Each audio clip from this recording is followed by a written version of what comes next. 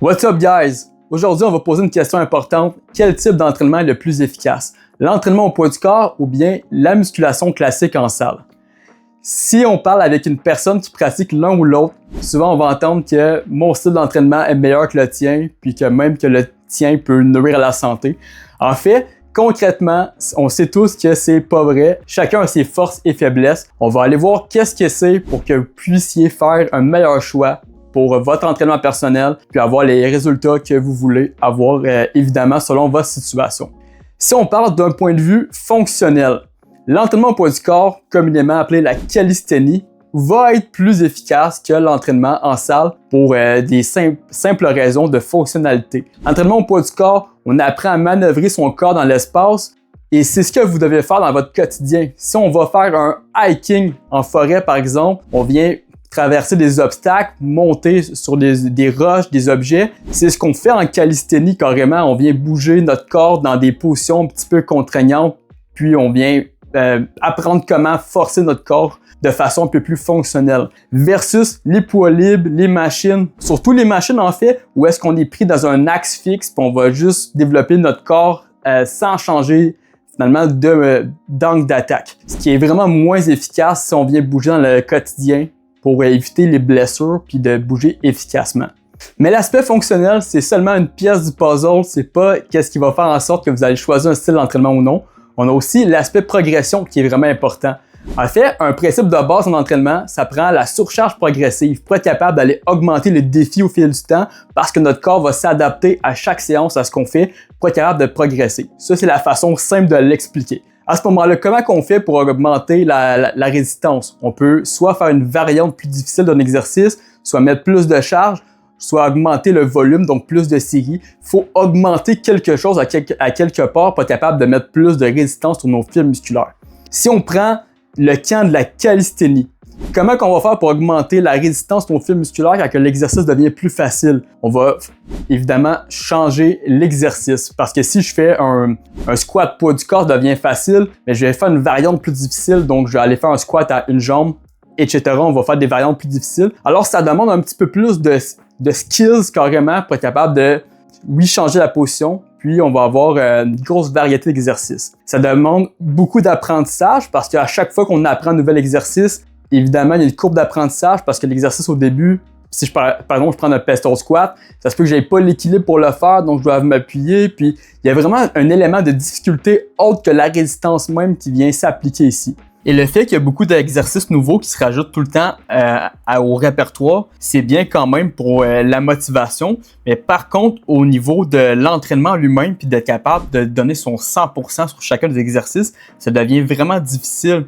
vu qu'on maîtrise super bien, par exemple, une version de l'exercice, puis à la seconde qu'on rentre une version plus difficile, c'est comme si on recommençait plus ou moins à zéro, vu que la version est complètement différente dans beaucoup de cas de ce qu'on fait normalement. Donc, ça devient vraiment un gros défi de se donner à 100% sur l'exercice, vu qu'on ne le maîtrise pas celui-là pour le moment. Par contre, si on est quelqu'un qui aime beaucoup la nouveauté puis la variété, ça devient vraiment intéressant. Sauf qu'on ne parle plus de progression ici, on parle plus de motivation en tant que tel.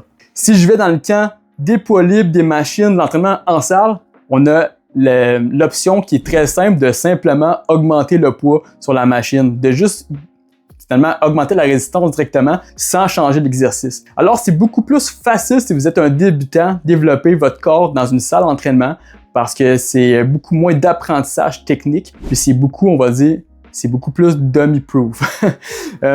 Mais dépendamment de ce que vous voulez, si vous aimez beaucoup la variété en entraînement, la calisthénie est excellente ici. Puis si vous êtes un peu plus routinier, puis vous aimez quand même vous pousser à l'entraînement sans avoir à apprendre des mouvements constamment, l'entraînement en salle est beaucoup plus intéressant. Chacun a ses forces et faiblesses, évidemment. Ce dont on parlait juste avant, c'était surtout en lien avec l'hypertrophie musculaire, donc l'action d'aller construire de la nouvelle masse musculaire. Par contre, quand on parle de la progression en lien avec la force, là, on est vraiment ailleurs en termes d'entraînement. Pour vous faire ça simple, pour construire de la force, il faut lever lourd. Il faut aller challenger notre corps dans des charges qui nous mettent un défi dans du 3 à 6 répétitions. Donc, si on est capable en calisthénie d'aller faire une forme de mouvement, une version de l'exercice qui va aller nous challenger dans ce rep range-là de 3 à 6 répétitions, on va avoir la capacité de développer de la force. Par contre, on comprend le défi ici, c'est de trouver ce 10 mouvements-là qui va nous challenger. Puis en fait, ça se peut qu'il nous challenge pendant un temps. Puis après ça, une fois qu'on maîtrise un peu mieux le mouvement, ben en fait, le mouvement nous challenge plus. Donc, on peut aller, oui, racheter une veste de poids, mais il y a des limites ici versus l'entraînement en salle où est-ce que notre défi, il est très simple, c'est juste de mettre plus de poids sur la barre puis de la soulever, cette barre-là plus lourde. Donc, pour gagner de la force en calisthénie, c'est faisable, mais c'est vraiment plus challengeant. Maintenant qu'on a parlé de la progression, un autre élément à considérer, dépendamment de votre situation pour choisir votre style d'entraînement, c'est l'accessibilité.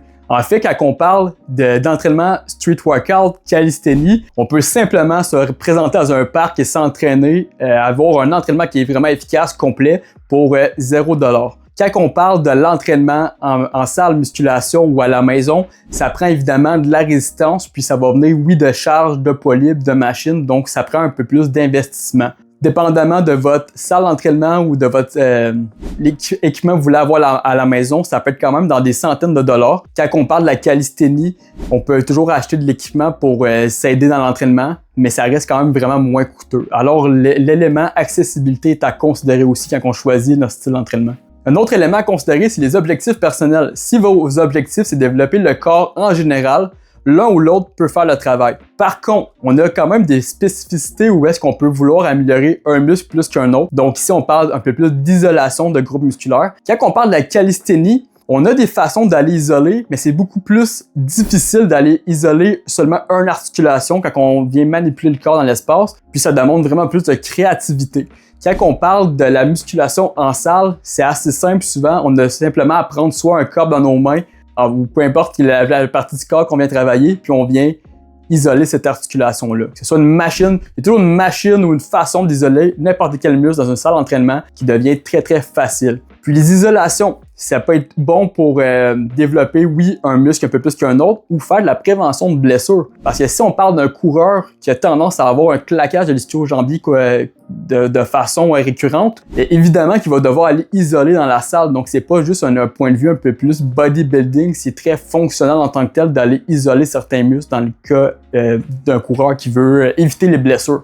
Donc, ici, un petit peu plus facile quand on parle de la musculation en salle versus la calisthénie, mais reste que ça reste faisable dans la calisthénie si vous avez l'exercice qui vient chercher le muscle précis, mais évidemment un peu plus créatif comme façon de faire. Alors, si on additionne tous ces points-là ensemble, qu'est-ce qui est le meilleur? En fait, la réponse officielle, c'est que ça dépend. Ça dépend évidemment de vos objectifs puis qu'est-ce que vous préférez. Si votre objectif, c'est par exemple de muscler votre corps le plus rapidement possible selon votre objectif personnel, qui peut être développer des muscles plus qu'un autre, l'entraînement en salle va être plus avantageux pour vous pour achever cet entraînement-là plus rapidement.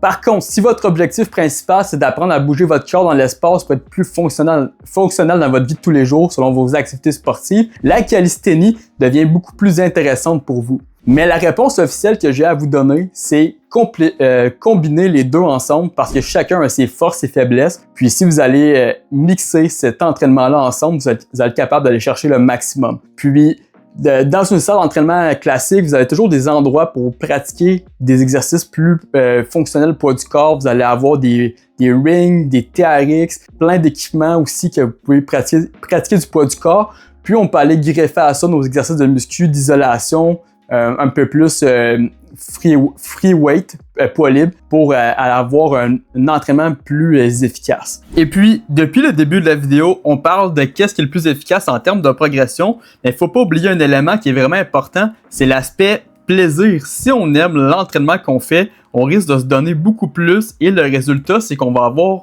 de super bons résultats, peu importe l'objectif. Donc, choisissez ce qui vous motive puis ce qui vous procure du plaisir. L'important, c'est de s'amuser en s'entraînant. C'est vraiment essentiel selon moi. Alors, la réponse officielle, c'est mixer, mais reste qu'il faut que ça corresponde à ce que vous voulez accomplir comme entraînement. Alors, j'espère que vous avez aimé la vidéo. On n'oublie pas de laisser un like et de s'abonner à la chaîne pour continuer à pousser la chaîne dans l'algorithme. On se revoit pour une prochaine vidéo, guys. Ciao, à la prochaine.